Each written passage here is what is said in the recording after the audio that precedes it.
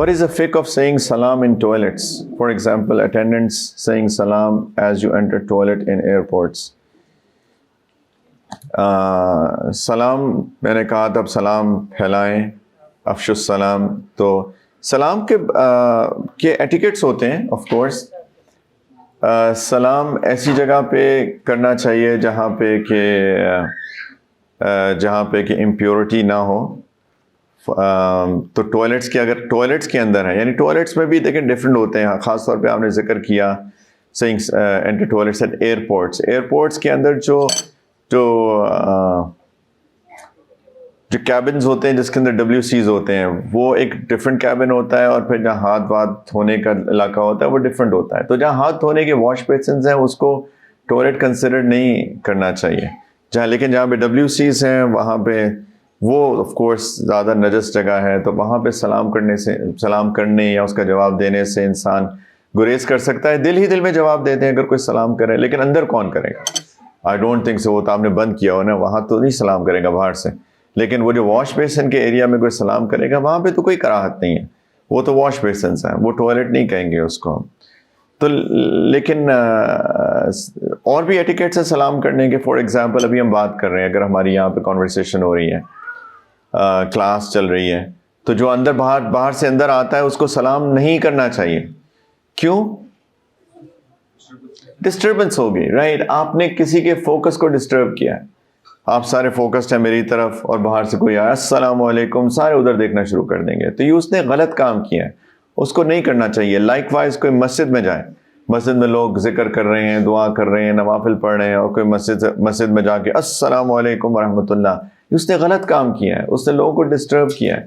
تو اگر ایسی کوئی سچویشن ہو کہ آپ ایون دو لوگ بات کر رہے ہیں آپس میں اور آپ بات کر رہے ہیں 1 to 1، ہم تو کسی تھرڈ پرسن کو آ کے ہمارے درمیان انٹروین نہیں کرنا چاہیے. اس کو نہیں کہنا چاہیے السلام علیکم. آپ دیکھ رہے ہیں کہ دو لوگ آپس میں بات کر رہے ہیں. یہی تو ہوتی ہے سوشل اویئرنیس.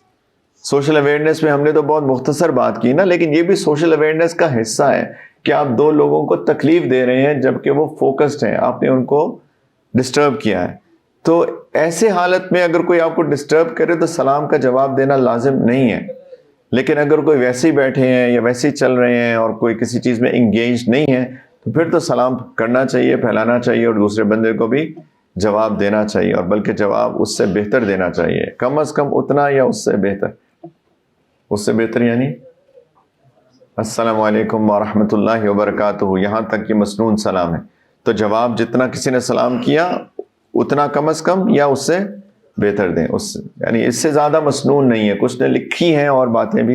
جی، غیر مسلم کو وعلیکم کہنا چاہیے. وعلیکم، کہ جو تم نے مجھے کہا وہی تم پہ ہو. تم نے کہا سلامتی ہو تو تم پہ بھی سلامتی ہو. تم نے کچھ اور کہا تو تم پہ بھی. 3 آئے تھے نبی کریم علیہ الصلوۃ والسلام کے پاس، باتیں کر دی تو نبی کریم صلی اللہ علیہ وسلم نے فرمایا غصہ نہ کرو، بس کہہ دو وعلیکم. تو اس پہ فقہا نے یہ لکھا ہے کہ اگر کوئی غیر مسلم سلام کرے تو ان کو کہے وعلیکم. دل کی سختی کیسے دور کریں؟ If food are your triggers for sexual desires or many triggers for temptation, what should you do? تو مختلف سوال ہیں. دل کی سختی دور کرنے کے لیے سب سے پہلی چیز جو ہے وہ اچھی صحبت میں بیٹھنا ہے. صحبت بہت اثر کرتی ہے. Good company, a man is known by the company he keeps, as simple as that. المرء علی دین خلیلہ، انسان اپنے دوست کے دین پر ہوتا ہے. تو اچھے لوگوں کی صحبت میں بیٹھنے سے انسان کے دل کی سختی دور ہوتی ہے فار شور. یہ تو بہت ایک سائنٹیفکلی بھی پروون چیز ہے. although ہم لوگ تو قرآن حدیث ہمارے لیے بہت ہے، لیکن دل کی تسلی کے لیے یہ تو سائنٹیفکلی پروون چیز ہے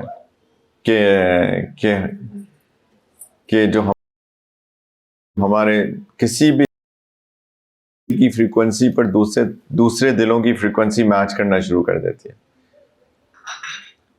تو باتیں کریں، ان کی صحبت میں بیٹھیں گے تو دل میں نرمی آئے گی. اللہ تعالیٰ نے قرآن کے اندر فرمایا کہ جب بنو اسرائیل پہ بہت عرصہ بنو اسرائیل پہ یا کسی قوم پہ بہت عرصہ گزر گیا کہ ان کے پاس کوئی نبی نہیں آئے، تو وہ ان کے دل سخت ہو گئے اور وہ گناہوں میں پڑ گئے. تو نبیوں کی صحبت یعنی وہ تو نیک لوگوں میں سب سے زیادہ آف کورس ان کا کلائمیکس نیکی میں سب سے زیادہ کلائمیکس ہوتا ہے. تو نیک لوگوں کی صحبت میں بیٹھ کے دل نرم ہوتے ہیں. دوسری چیز سیلف ریفلیکشن بہت کام کرتی ہے. جیسے ہم بات کر رہے تھے سیلف اویئرنیس کی، بہت کام کرتی ہے. قرآن پڑھنا بہت مدد دیتا ہے. قرآن پڑھنا بہت دل کی سختی دور ہوتی ہے. قرآن کو اگر کانٹمپلیشن کے ساتھ پڑھا جائے، اس کو فکر کے ساتھ پڑھا جائے، تفکر کے ساتھ پڑھا جائے، ریئلی ورکس اینڈ ہیلپس.